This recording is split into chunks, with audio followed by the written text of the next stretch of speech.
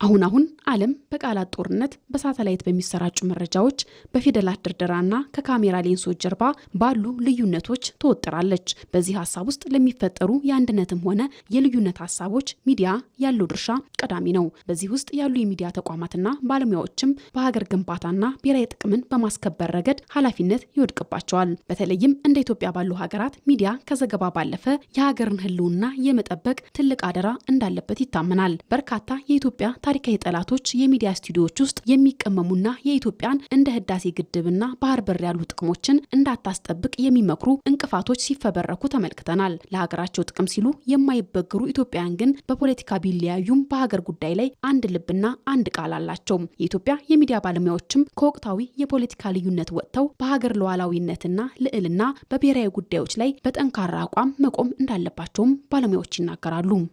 ብሔራዊ ጥቅም ተብለው የሚለዩ ጉዳዮችን መንግስት ሲያነሳቸው ብቻ የምናነሳቸው መንግስት ወደ ሌሎች የሥራ ኃላፊነቶቹና ወደ ሌሎች አቅጣጫዎቹ ሲሻገር ደግሞ ጥለነው በየጊዜው እየዘለልን የምንሄድ ከአጀንዳ ወደ አጀንዳ የምንዘል እንጂ የተቀመጡትን ዋነኛ የብሔራዊ ምሰሶና ግቦችን ከማሳካት አንፃር አቅደን ማንሰራ ከሆነ ብሔራዊ ጥቅማችንን ዲፌንድ ማድረግ አንችልም። ከግብጽ ሚዲያዎች የምንማረው ዘላቂና ቋሚ የሆኑ ሐሳቦችን ሲያነሱ ትመለከቻለሽ። ለምሳሌ የምናነሳው ቋሚ ሐሳባቸው ከአባይ ጋር በተያያዘ ያላቸው ሐሳብ ቋሚ ሐሳብ ነው። እኛም ልክ እንደዚሁ አሁን ላይ በርግጥ ተጀምሯል፣ በጣም እየተመለከተን እንገኛለን። በተለይ ከባህር በር አንፃር የምንመለከታቸው ነገሮች አሉ። ግን አሁንም መርሳት የሌለብን ነገር መንግስት ሲያነሳው የምናነሳው ጉዳይ ብቻ መሆን ግን የለበትም። ቋሚ ሐሳብ ሆኖ የህዝብና የትውልድ የህልውና ጉዳይ መሆኑን ተረድተን እያንዳንዱ የብሔራዊ ጥቅም ጉዳይ መቃኘት መቻል አለበት። ሐሰተኛ መረጃዎች ከብዙ አንገል ከብዙ አቅጣጫ ይመጣሉና የሚወጡት መረጃዎች ሁሉ የሚጻፉት መረጃዎች ሁሉ ቴክኖሎጂውን ታውቂያለሽ፣ ዲፕ ፌክ አለ፣ ንግግሮችን የከንፈር እንቅስቃሴዎችን በማስመሰል ብዙ ነገሮች ይሰራሉና ህዝብ አደጋ ላይ እንዳይወድቅ የሀገር ብሔራዊ ጥቅም አደጋ ላይ ሆን እንግዲህ ሚዲያ በተለይ ሚኒስትሪ ሚዲያው ትልቅ ሚና መጫወት አለበት። ሚዲያዎች ለብሔራዊ ጥቅምና የኢትዮጵያን ተጠቃሚነት በዓለም የሚያስረዱ ጥልቅና በማስረጃ የተደገፉ ዘገባዎችን በማቅረብ ረገድ የሚጠበቅባቸውን ሚና ለመወጣት መዘጋጀት የግድ ይላቸዋል የሚሉት ባለሙያዎቹ ሀገርን የማስቀደም መርህ የእያንዳንዱ ጋዜጠኛ መመሪያና የስነ ልቦና ስንቅ ሊሆን እንደሚገባም ተናግረዋል።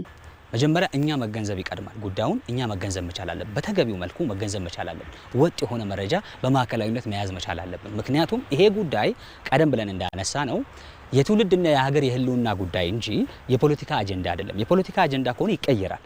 ሌላ መንግስት ሲመጣ፣ ሌላ ፓርቲ ሲመጣ የሚቀየር ጉዳይ ነው። የብሔራዊ ጥቅም ጉዳይ ግን ቋሚ ነው፣ ዘላቂ ነው። ዛሬ ላይ የምንመለከታቸው የዋጋ ግሽበቶች ከየትም የመነጩ አይደሉም። የባህር በር ጉሮሯችን ስለታነቀ የመጡብን እዳዎች ናቸው።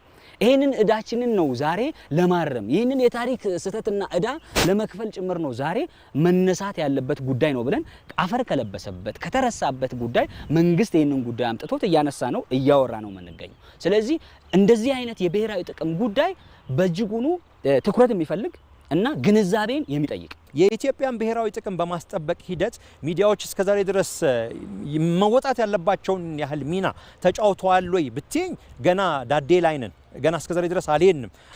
የሚዲያዎች አጀንዳ ሁሉ ጊዜ ብሔራዊ ጥቅም ነው መሆን ያለበት።